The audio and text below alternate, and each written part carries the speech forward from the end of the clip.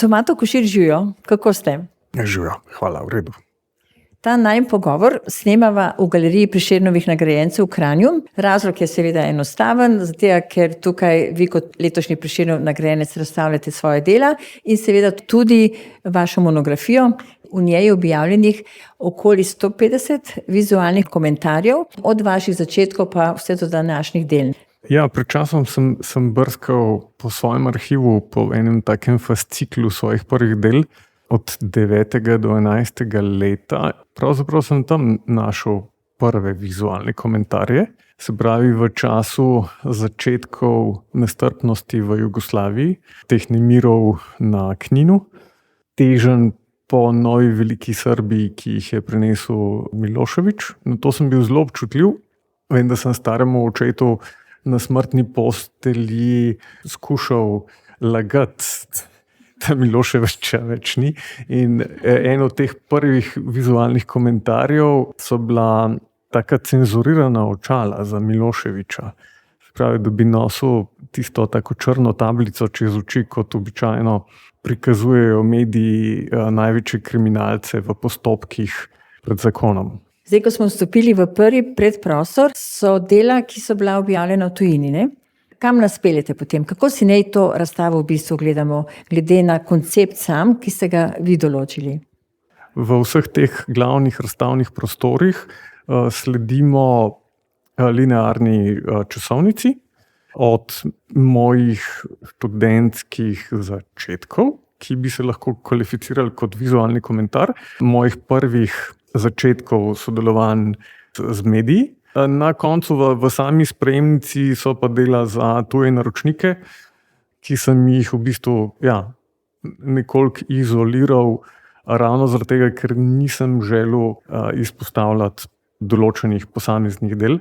Hotel sem, da ta redosled nas predvsem pelje skozi polje tega polpreteklega časa, zato da odpremo te Magdalenice na pretekle napake, ter damo vsem nam možnost, da jih ne ponavljamo več. In potem seveda prvi plakat, Rifle kavbojke, ki ima že svojo preteklost, ampak vendar še vedno vžgene. Šlo je za protivojni plakat, ki je nastal, mislim, da v 2. ali 3. letniku pri Zdravku Papiču. Mislim, da nažalost ima še vedno enako sporočilno moč kot takrat. Kratka, ena hlačnica je zavozlana, ena pa je normalna, ne? Ja, tako je.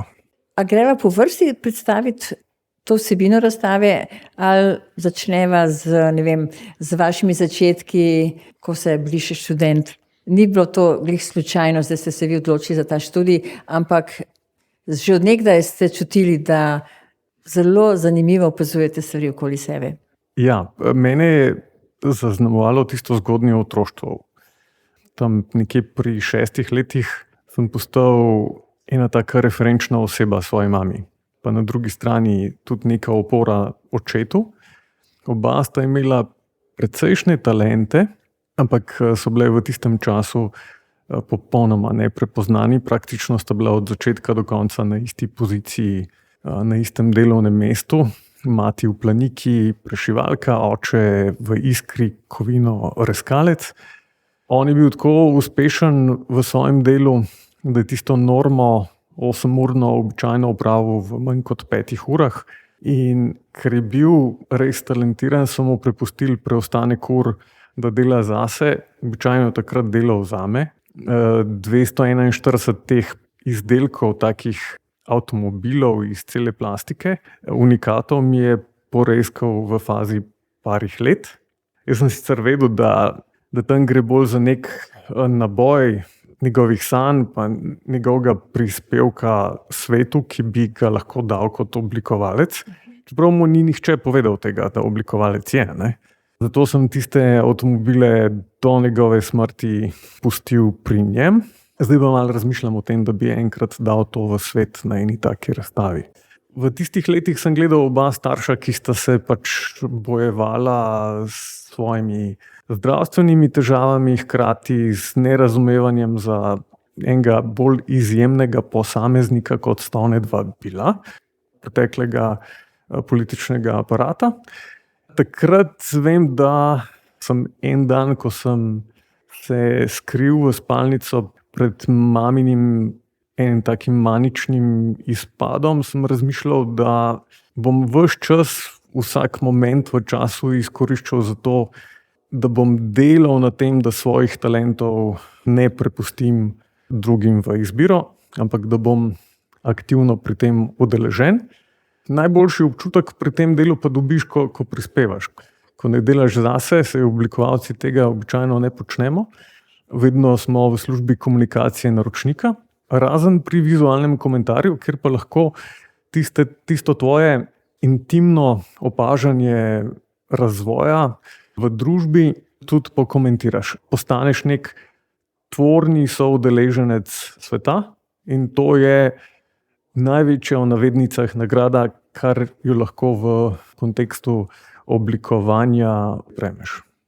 Prvič, ko so se srečala, ste me lepo poučili, kaj je zdaj vizualni komentar na naslovnici in tisti notranji, ki se nanaša na dotični članek. Kdaj se vi sami seboj strinjate, da je ta komentar na naslovnici Objektiva, kjer vas že kar nekaj časa spremljamo, tisto pravo? Takrat, kadar je učinkovit, da uspe v prvi fazi ustaviti bralca pri listanju.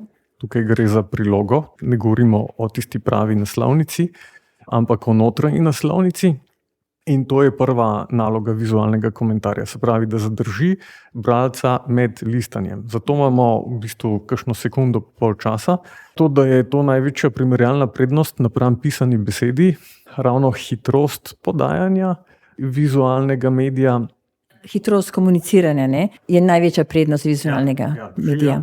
V prvi fazi zadrži bralca in v drugi mu omogoči, da pravilno odkodira zakodirano sporočilo. Takrat je pač to ustrezna naslovnica. Prebrala sem, da lahko komunicira do 30.000-krat hitreje od pisane besede. Ja, do tega so prišli pač psihologi, ne jaz. To je potencial v vidnih sporočilih. Vidna sporočila imajo pa pač določene omejitve, ravno tako vizualni komentar.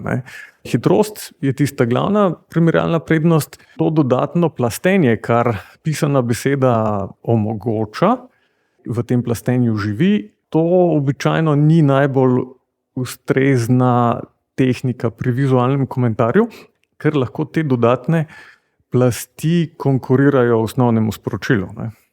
Najbrž ste občutljivi, ko opazujete druge vizualne komentarje, da ne padejo v neko banalnost. Kako vi to takoj ocenite? Kaj vas pritegne? Običajno v to vključim ene par kolegov, ki jim pošiljam ta dela v presojo. Mene je vedno najbolj strah tega, da ne bodo razumeli. Vse ostalo pa pride enostavno zgolj z izkušnjami. Tedenske priloge imamo za celo pot od osnovnih navodil, branja članka, pogovorov z urednikom, s piscem besedila, do oddaje v tisk tam nekje 36 do 48 ur bruto na voljo. Pri naslovnici dnevnega časopisa se pa to skrči tam nekje na 3 do 6-7 ur. Če narediva hitri preskok na naslovnico, ki je zaznamovala žalostni dogodek, da Notre Dame gori. No, in zdaj smo vsi priča dejstvu, da bodo Notre Dame odprli. To je pač nekako ne samo srce Francije in Pariza, ampak cele Evrope. Kako je bilo s tistimi vašimi vžigalicami, ki so vžgale, mislim na naslovnici? Šlo je za en zahteven vizualni komentar, ker je bilo treba ob tem žalostnem dogodku izrasti predvsem neko pieteto. Vpliv tega požara na celo evropsko kulturo, ki jo je Cerkev seveda v mnogih stoletjih močno zaznamovala. Moj motiv je bil dogoreli vžigalici, prekrižani v obliki krščanskega križa. In to sem takrat samoiniciativno poslal pomočniku likovnega urednika The Guardiana. Ta se je takoj odzval, naslednji dan je šel komentar v tisk. In od takrat 2019 smo pač ostali v stikih, še vedno me angažirajo vsake toliko. Vaši komentarji, zdaj omenili ste Guardian, so objavljeni tudi na drugih tujih naslovnicah oziroma lahko tudi kje druge, kjer komentirate družbeno dogajanje tega sveta. Na razstavi sem videla zanimive objave v časopisu Politico. Kako so vas našli? Zelo podobno kot pri Guardianu, ko se je zgodil ta Hamasov napad na Izrael 7. oktobra. Sem najprej stopil v stik s svojim izraelskim kolegom, preveril stanje, če potrebuje kakšno pomoč, ponudil sem mu tudi bivališče pri sebi. Kasneje je pa prišlo do mene tisto še bolj pomembno, ne, da se odzovem kot prebivalec, ne, da tudi sam označim ta napad. Največji doseg ti pa jasno omogoča objava v medijih, zato sem tisto rešitev Davidove zvezde, ki je bila izrisana z posameznimi raketami tega protiraketnega ščita. Tisto sem poslal na Politico, kot nek prvi kontakt, nisem imel neke vzpostavljene povezave. Imeli so naslovnico, s katero niso bili popolnoma zadovoljni, bili so pa ravno pred oddajo v tisk. In ta vizualni komentar je prišel kot naročen. Čez 2 uri se je reč že tiskala. Ne. Od takrat, podobno kot z ostalimi, ostali v stikih, zdaj so me 2-krat, 3-krat potem še angažirali. Kako se to mreži, ko govorimo zdaj o tujih časopisih in revijah, ne? Vendarle zdaj so vas že marsikaj opazili in vas vabijo. Koliko se vam tega prepleta in na kak način, ker teh vizualcev, teh komentatorjev gotovo veliko, ne? In ideja je pa tista bistvena, ne? Ki zmaga.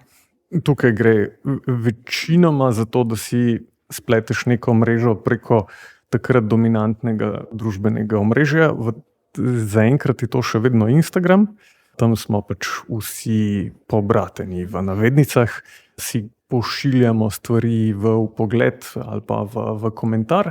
In ko si enkrat v tem krogu, še vedno gre v bistvu za zelo širok nabor teh vizualnih komentatorjev, imaš možnost nadaljnega sodelovanja. To je bistveno lažje, ne, kot pa vzpostaviti tisti prvi stik. Pred leti sem 7 let skušal to vzpostaviti, pa nisem prišel dlje kot do igre za objavo ene naslovnice v reviji New Yorker. Mislim, da je bilo to 2017, tista ideja, ko Trump ni znal obsoditi belih supremacistov v Charlottesvillu. Tisto sem označil s tem komentarjem Trump Total Whitening. Žal pač tisto ni šlo tam čez, so pa k sreči jo kasneje objavili v dnevniku, na naslovnici dnevnega časopisa. No, ampak če gre za nek droben, ampak zelo zanimiv vizualni komentar, je lahko marsikaj na Instagramu že, ne? Brez teh časopisnih naslovnic močen vizualni komentar, ne? Kako vi to opazujete? Čemu sledite? Moramo se zavedati nečesa, da Instagram, tu gre vseeno za ekran. Ne? Pred leti so v Veliki Britaniji delali en eksperiment. Za 3 leta, če se ne motim, so učbenike in delovne zvezke prenesli v digitalno obliko na tablice. Po teh 3 letih so se vrnili nazaj na stari princip, ker so ugotovili, da zapomljivost jim pade na ta način za tam okrog 30 do 40%. Tisk, ki je še vedno uspešnejši, kar se tiče zapomljivosti. Ne? In to je v času, ko naša pozornost rapidno pada, bolj pomembno danes, kot je bilo pred 10 leti. Tako da Instagram tega ne more nadomestiti. In tisk v določenih pojavnostih ne samo, da bo ostal, ampak je nujno, da ostane. Niste mi odgovorili na vprašanje, kaj vi spremljate? Spremljam dnevne novice preko parih portalov, največ kar preko Ground News, ker gre za portal različnih časopisov, novic celega sveta. Hkrati pokažejo tudi strukturo objav dotične novice, se pravi, kolikokrat je bila objavljena pri levih ali pa desnih medijih. Ne? In če imate, naprimer, 2 ali 3 močne novice, ki bi jih radi interpretirali in naredili vizualni komentar, kako se potem odločate? Kaj prevaga? Če sem tukaj samoiniciran, se običajno odločam za tisto, kar se mi zdi za družbo bolj ključno, da izpostavimo, oziroma da odpremo vsaj pač nek zorni kot. No, tu na razstavi sem opazila vaš komentar, vizualni komentar iz leta, se mi zdi, da 2017, ko sem vas prvič gostila na Valu 202. In sicer je šlo za naslov Nasilni otroci, tloris igrice Človek ne jezi se, kjer ste znotraj teh krogov, ki jih vsi poznamo pri tej igrici, izrisali kljukasti križ, ki je na prvi pogled popolnoma neopazen. Ampak nekateri so ga pa seveda opazili, to odlično metaforo, s katero ste seveda želeli upozoriti na točno določene stvari. Dobro, to je neka taka družbeno-socialna tematika. Če pa zdaj na drugi strani neka politična zadeva, ki je seveda močnejša in kruta, kaj pa potem? Ja, pri tem kričanju je treba imeti tudi pač določeno kilometrino. Želel sem seveda, tudi sam sem bil pač žrtev maltretiranja svojih sošolcev v osnovni šoli, ker nismo bili tisti čas prav nič zaščiteni strani učiteljev, ravnateljev in podobno.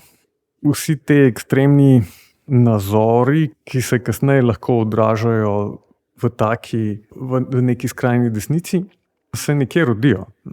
Vzklijejo običajno že v zgodnjih letih otroštva. V rani mladosti. Ja, v osnovni matici, v družini.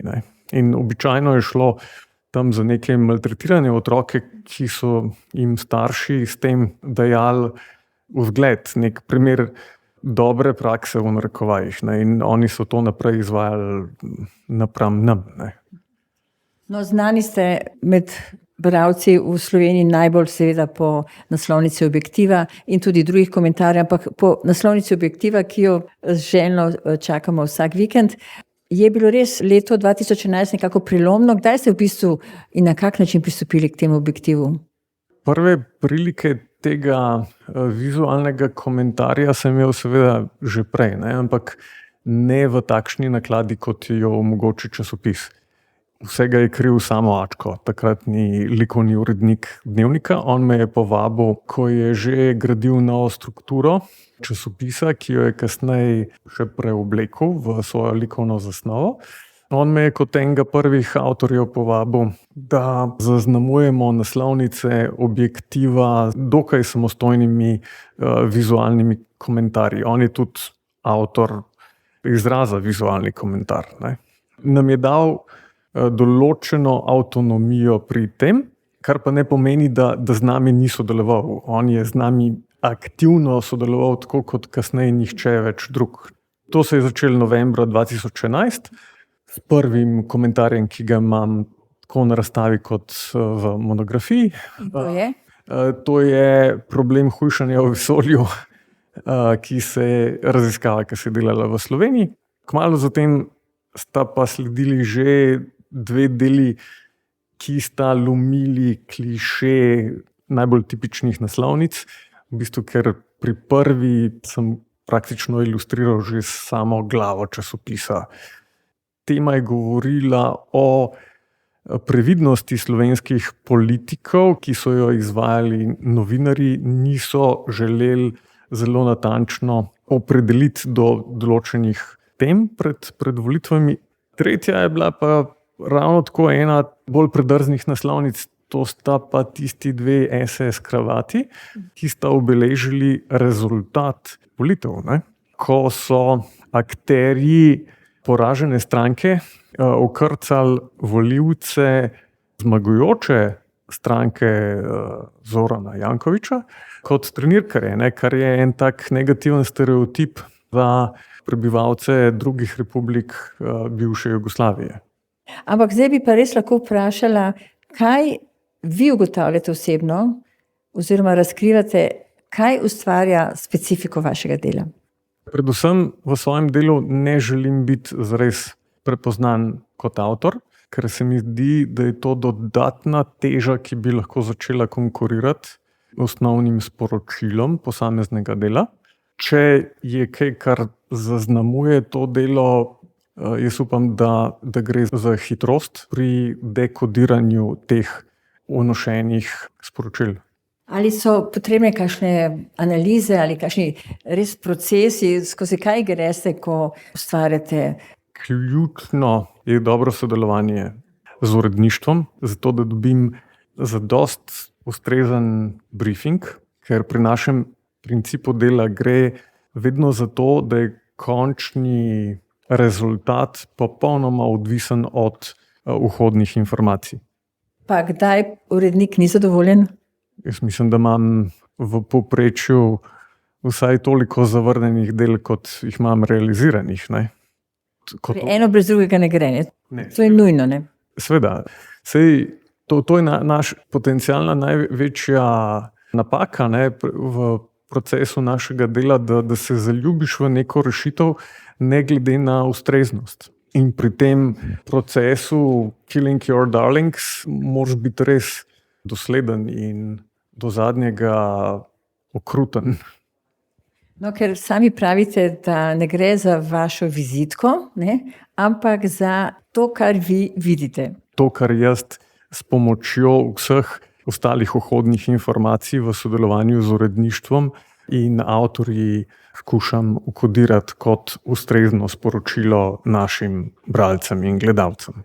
No, nehote sem se spomnila, enkrat sem nekje brala, ali pa ste to vi meni sami povedali, ta vaš spomin na mladost, ne, kjer se je v bistvu vse to skupaj začelo, da ste v srednji oblikovni šoli vsak dan lahko prebrali Plečnikov napis, minil si, le tvoja dela so tvoje spomine. To je vžgalo takrat, ste že začeli razmišljati, ne? V bistvu je bila beseda, ne, ampak vizualno ste si ga le zapomnili, še danes ga vidite pred očmi. Ja, tisti napis smo zaznavali direktno ali pa subliminalno, te pa nagovori. Te pa nagovori kot avtorja, da si soustvarjalec tega širšega zgodovinskega konteksta. In da sam kot posameznik si bistveno manj relevanten, kot je lahko uporaben in ključen tvoj prispevek. Še vedno govorimo tudi tukaj v nekih zelo mikroprocentih, ne? Ampak verjamem v to, da je prispevek vsakega na nivoju, kolikor le sam zmore, ključen za napredek te družbe. No, če so že pri učencih, ne, vi ste tudi veliko delali skupaj s študenti, ne, a še vedno? Delal sem tam od 2008 do 2011, izpeljal serijo 17 delavnic, večinoma v Trenti, tako da sem vedno tej moji strasti, ki pa je delo študenti na prvem mestu, vedno posvečal čas. Zdaj pa se po precej letih znova vračam v prosveto. Vsaj to leto bom strokovni sodelavec na oddelku za oblikovanje Akademije za likovno umetnost in oblikovanje in trenutno delam drugimi letniki na smeri grafično oblikovanje. No, in če se v sproščenem pogovoru pogovarjate, kako oni zaznajo naprimer tako naslovnice oziroma naslovnice, kot so na Objektivu ali pa naprimer na Mladini, ne? Kaj jih privlači, kako razmišljajo? Če primerjam ta proces, ki smo ga imeli pred bolonjsko prenovo.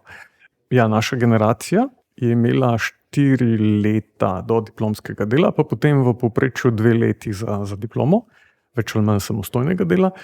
Zdaj imajo na voljo zgolj še 2 leti in pol in potem zadnje pol leta 3. letnika dela na diplomski. To vse skupaj odnese več kot 40% ur pri načrtovanju vidnih sporočil. S časom smo ekstremno omejeni. Gojim to kulturo dialoga in pa predvsem to, da imajo študenti tam varno okolje. Ta moja študentska izkušnja je še relativno sveža. Se točno zavedam težav, ki sem jih jaz imel v tistem času, vseh neodgovorenih vprašanj, občutka ene precejšnje neobogljenosti, kljub vrhunskim pedagogom ala Ranko Novak. Ampak čutite pa, ne, da študentje radi komunicirajo z vami? Jaz upam, pač ta občutek lahko včasih vara, ne? Ampak ja, jaz mislim, da zelo dobro sodelujemo, da smo ena res taka proaktivna ekipa, ker vsi strmijo k temu, da bi hitro napredovali. Intenzivno delamo včasih. Mi je pa ta vložek izredno nagrajujoč. Vam veliko pomeni? Največ. Naslednja naslovnica še ni naročena. Nekaj gotovo ustvarjate, kar je proces vašega dela, ne? Kar je na mizi ali pa na računalniku ali pa na papirju, kar ustvarjate. Kaj je to? Vizualni komentar je zgolj nek priboljšek. Večina mojega dela gre celostnim grafičnim podobam, se pravi, gre za enega izmed filtrov pri podajanju identitete organizacije ali pa njihovega produkta ali pa storitve. S tem se preživljam, to mi daje precejšnje zadoščenje, ker lahko sovplivam na krmarjenje organizacij, vedno bolj uspešno sledenje njihovi viziji, ne? Tako da to je izredno zadoščenje. Sicer imamo vedno težko nalogo primerjati, kakšen bi bil izplen brez našega dela. Zato nam tukaj predvsem zaupajo našim argumentom v tem dialogu in zaradi tega je pač vse to delo je izredno procesno. Gre za načrtovalski postopek, konstanten kontakt z naročnikom, za konstantne intervjuje, debate, usklajevanja. Ogromno se naučimo en drugega o našem delu. To polje je zelo široko, ne? Ja. Sej, to je eno izmed mojih bistvenih sporočil tudi študentom, da se ne smejo v svojem delu preveč omejiti. Tomato Košir, hvala za ta pogovor. Zelo prijetno je bilo v teh galerijskih prostorih in zanimiva razstava, ki se je moram še dobro ogledati. Hvala lepa. Hvala vam.